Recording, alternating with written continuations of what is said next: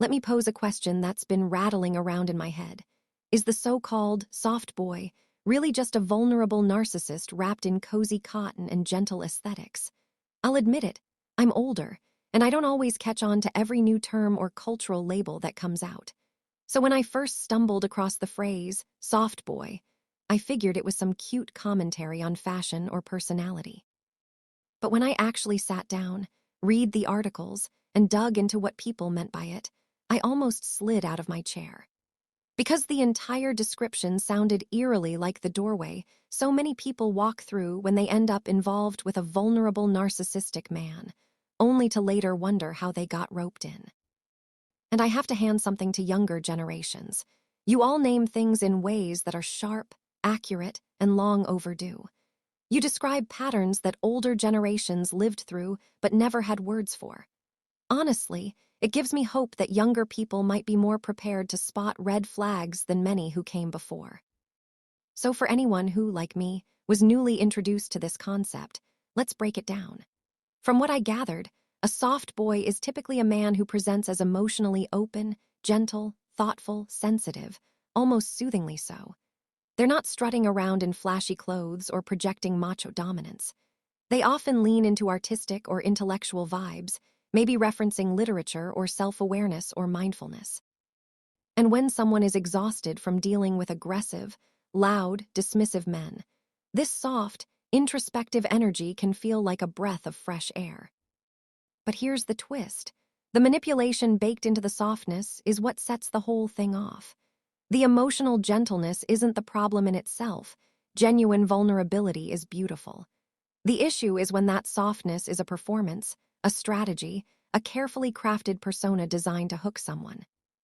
What really caught my attention was how similar this is to the paradoxical love bombing we see in vulnerable narcissism. Instead of the cliché over-the-top courting, expensive gifts, excessive praise, dramatic declarations, you get something very different. You get stories of pain. You get confessions of anxiety. You get soft sadness shared early and intensely. And if you've just escaped a loud, aggressive, or controlling partner, this calmer emotional pace can feel healing.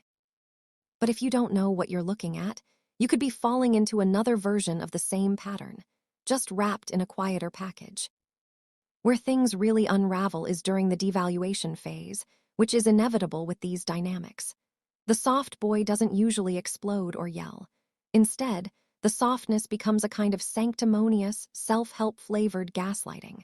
They might tell you, maybe if you took better care of yourself, you wouldn't be this stressed, ignoring the fact that their own lack of responsibility is part of what's stressing you out. Or if you set a boundary or express anger, suddenly you're being told, maybe you should talk to someone, or therapy could really help you, as though your perfectly reasonable emotions are pathological. And because it's coming wrapped in gentle wording, introspective vibes, and pseudo-therapeutic language, you're left questioning yourself instead of questioning them. To complicate things further, many of these soft boys immerse themselves in wellness culture, therapy language, and pop psychology. They may have gone to therapy themselves and now speak as though they're leading a TED Talk on emotional intelligence. They can weaponize concepts like self-care, mindfulness, or trauma healing, not for mutual growth, but as tools to make you doubt yourself. The danger is that none of this looks like the classic red flags people are used to spotting. There's no yelling, no bravado, no obvious cruelty. It's subtle. It's quiet. It masquerades as concern. It frames you as the troubled one, the unbalanced one, the one who needs fixing. And the enablers, they make it worse. To many people, especially older generations, it looks like you're with a gentle, sensitive, caring man. They won't understand what you're complaining about. They won't see the passive aggression, the entitlement, the covert manipulation. And you, caught in the trauma bond, will compare the moments of vulnerability to the moments of dismissal and end up stuck in a loop of guilt, pity, and confusion. For someone who has longed for emotional softness, perhaps after growing up with emotionally unavailable parents or after dating abrasive partners, the initial warmth can feel like a miracle.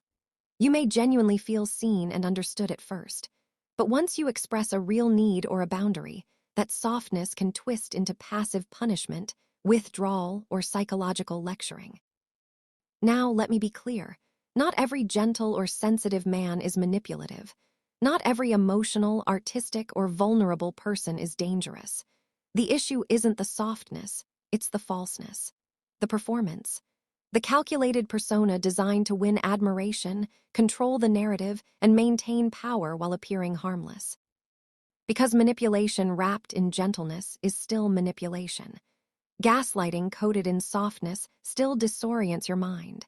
And a wolf in sheep's clothing doesn't become less of a wolf just because the wool is softer. That's the heart of it.